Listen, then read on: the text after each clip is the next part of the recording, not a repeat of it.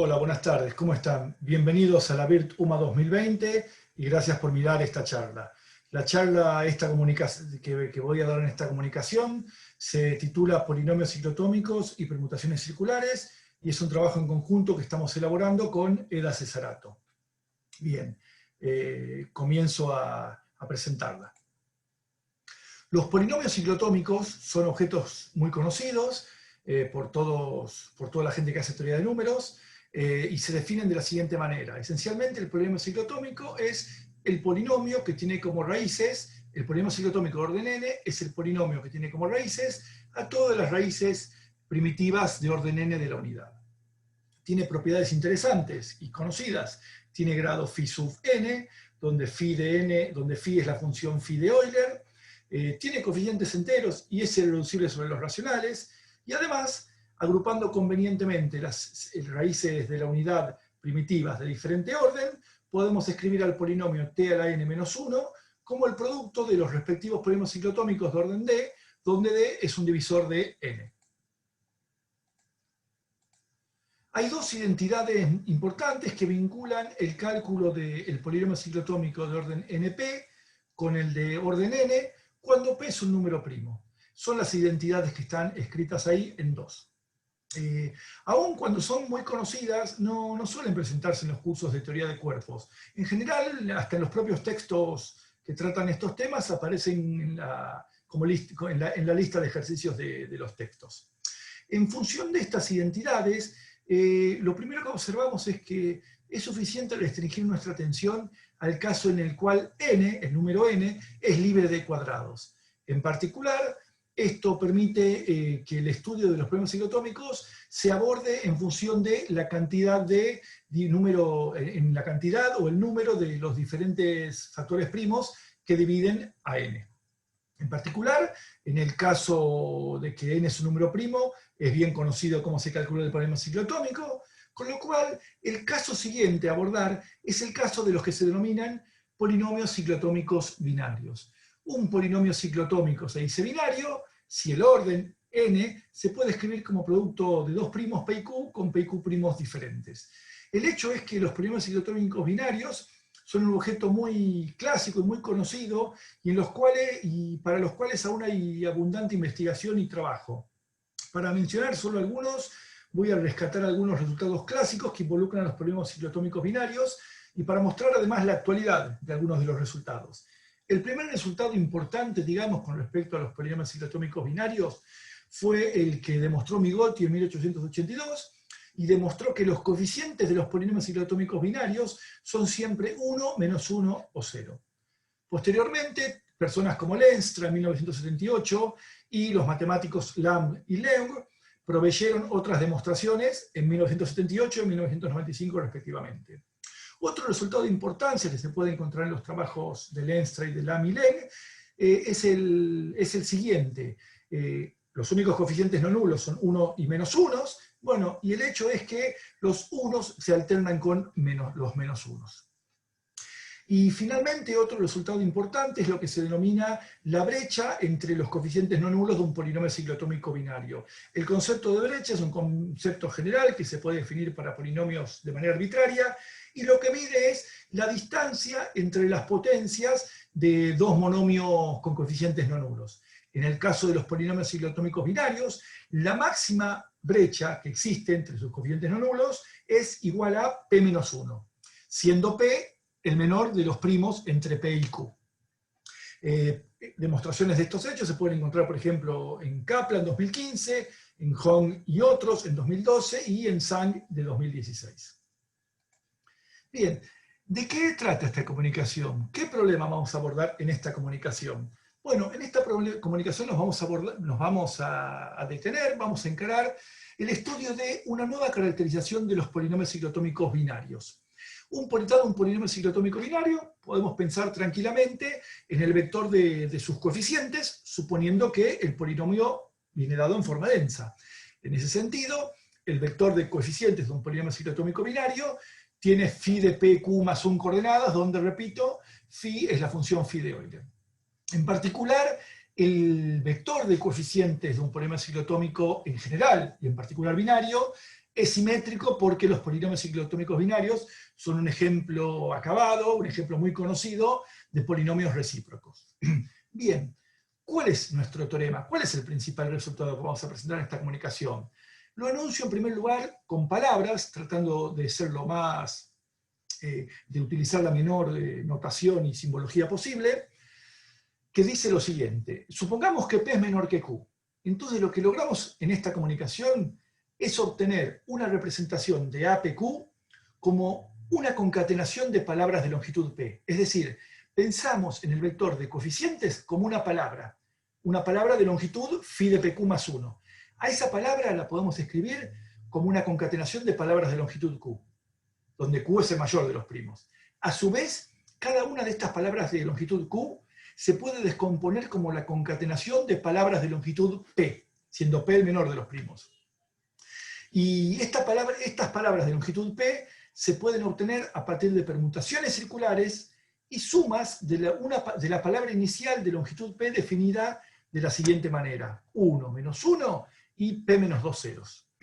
Este sería nuestro resultado. Bien, para dar cuenta de este resultado vamos a presentar en primer lugar un ejemplo, que esperamos que este ejemplo sea lo suficientemente genérico como para ilustrar todas las ideas que están detrás de este trabajo. Consideramos el polinomio ciclotómico phi de 7 por 59. El primer primo P entonces es 7, el segundo es 59, y sabemos que phi de 7 por 59 es igual a 348.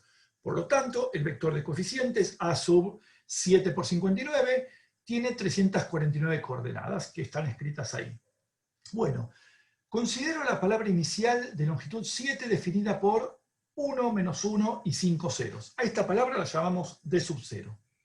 Además, introducimos la notación sigma para denotar, para representar la permutación circular izquierda de longitud 1. Es decir, correr cada letra de la palabra D sub 0, por ejemplo, un lugar hacia la izquierda.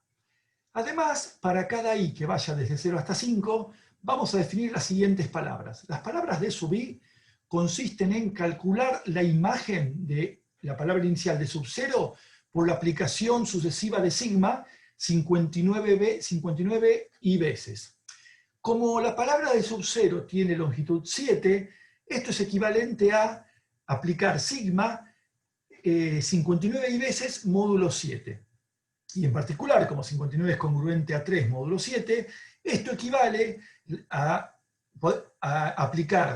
calcular la imagen de D sub 0 componiendo 3 i veces sigma con sí mismo. De esta manera, haciendo las cuentas que corresponden, obtenemos las palabras desde D sub 0 hasta D sub 5 que se observan ahí en el diagrama, en la diapositiva. Con estas palabras, ahora definimos unas nuevas palabras que vamos a llamar omega sub i.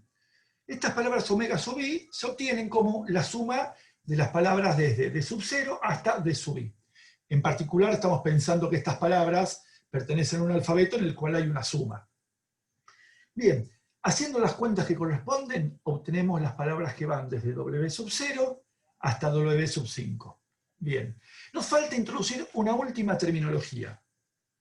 Si omega es la palabra cuyas letras son desde A1 hasta A sub n, vamos a definir la potencia fraccionaria omega a la m sobre n como una palabra de longitud m que se expresa de la siguiente manera.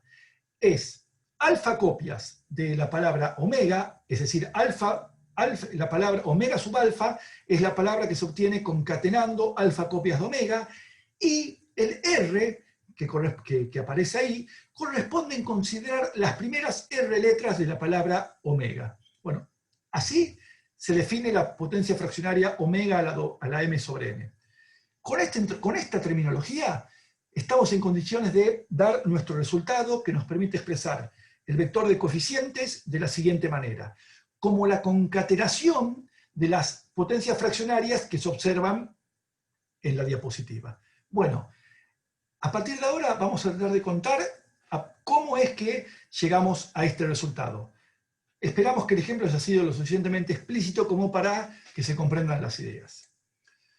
En primer lugar, ahora consideramos el vector genérico A sub P de coeficientes del polinomio ciclotómico de orden PQ, y introducimos la notación M para calcular el valor de la función phi de Euler en P por Q. Acá viene una idea interesante, que es la de que consideramos la matriz E, es la matriz nilpotente de tamaño M más 1 por M más 1, como se define, cuyas entradas se definen en la diapositiva. Observemos que la matriz E es la clásica matriz nilpotente que tiene unos debajo de la diagonal principal y ceros en el resto de la matriz.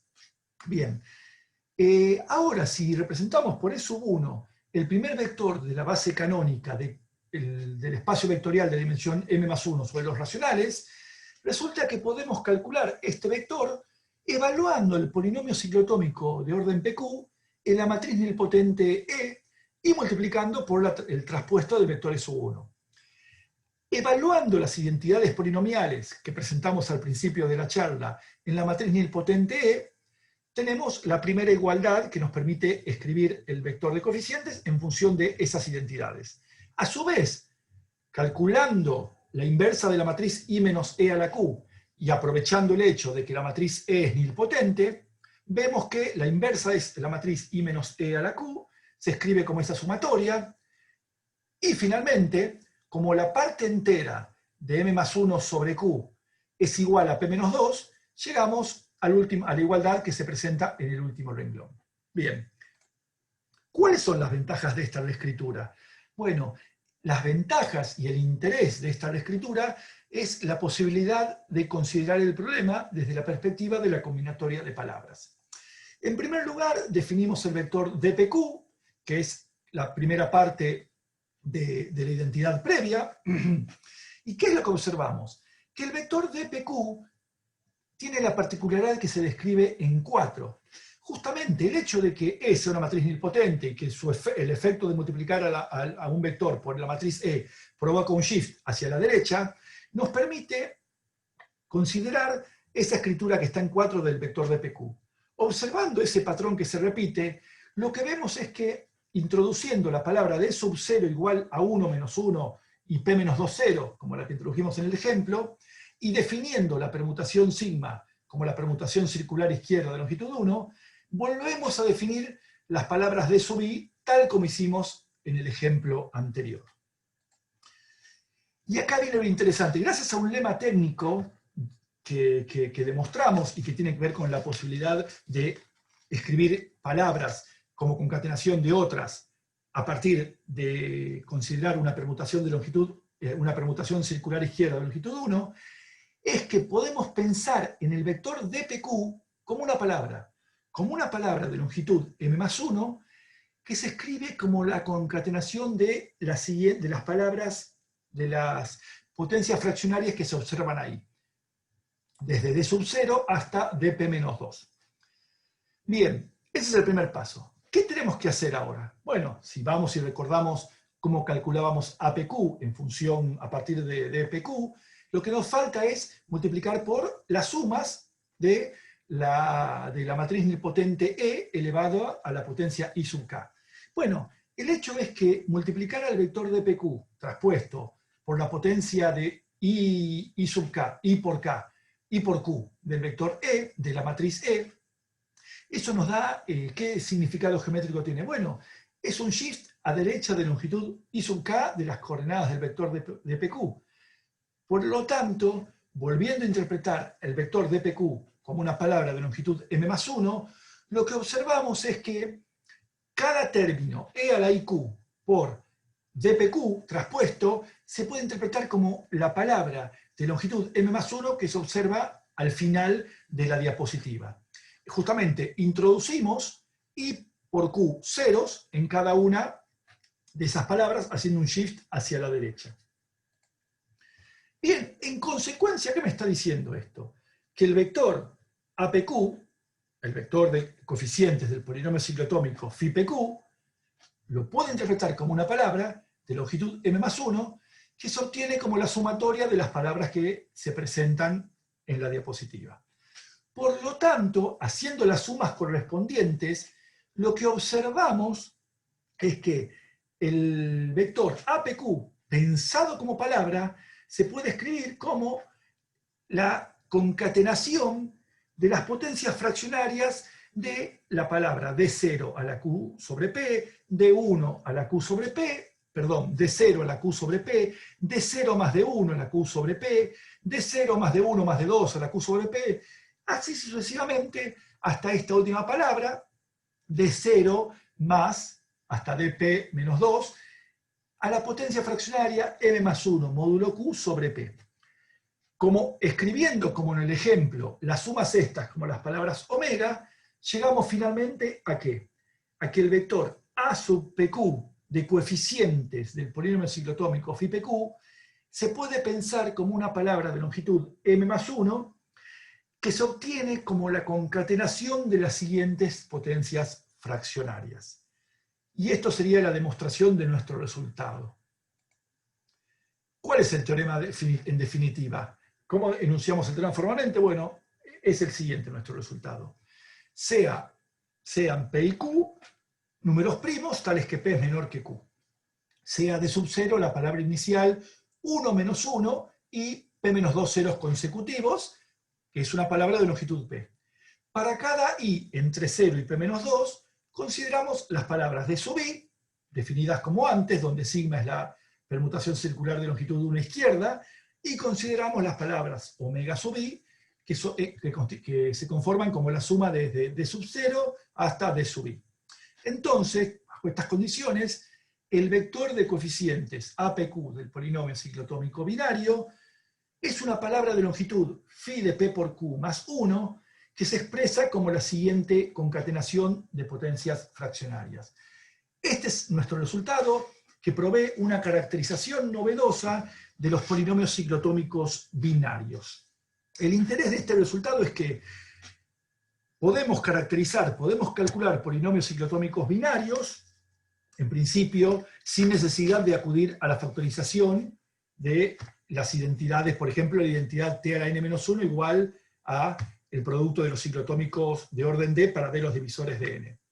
En realidad, utilizamos factorización de polinomios acá atrás. ¿De qué manera? Interpretando las identidades iniciales que dimos para calcular polinomios ciclotómicos, utilizando el álgebra lineal que está detrás de esas identidades polinomiales.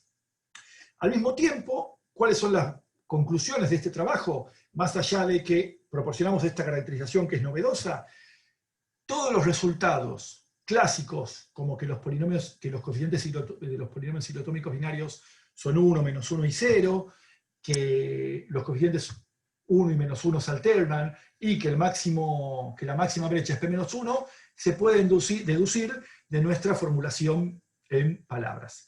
Así que bueno, esto es lo que este es el trabajo que les quería contar en este espacio de tiempo. Vuelvo a mostrarme en la cámara. Bueno, espero que se haya entendido la charla, que les haya parecido interesante. Espero que nos formulen preguntas en el foro. Y los saludo a todos, recordando que la matemática es una de las formas de la felicidad. Muchas gracias por su atención. Que tengan una buena UMA. Gracias.